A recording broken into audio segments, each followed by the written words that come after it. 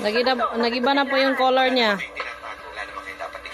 Buti na agapan mo. Hindi tayo nahuli ngayon. Pero paano sa susunod? We are in the middle of a crisis. I can always deny. Wala naman silang ebidensya about me eh. Are you sure? Paano ko ilaglag ka? Anong gagawin mo? Ni walang kurot kung magsinungaling siya sa harap natin. Pero maluna.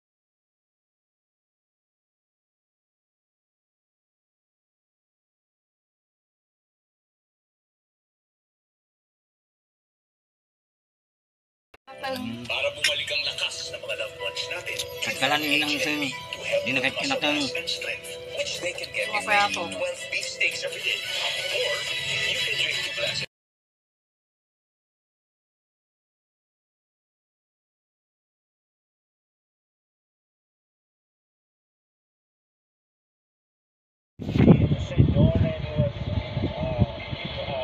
Okay naman, napapanooran naman.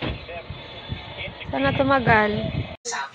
Ang tatay ko po ay Chinese at hindi po ako yung nag-prepare po ng birth certificate. Your birth certificate. Sa Davao del Norte, ang ilang residente mag-iisang linggo na rin na